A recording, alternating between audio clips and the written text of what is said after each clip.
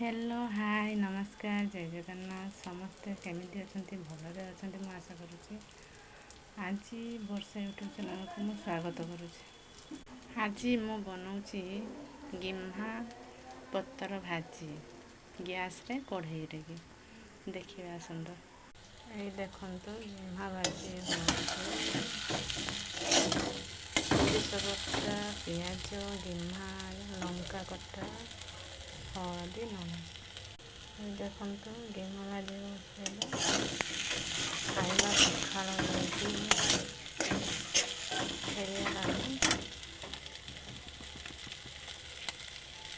ସୋରିଷ ବଟା ପିଆଜ ଦେଇ ପତ୍ର ଭାଜି ହେଉଛି ଗିମ୍ହା।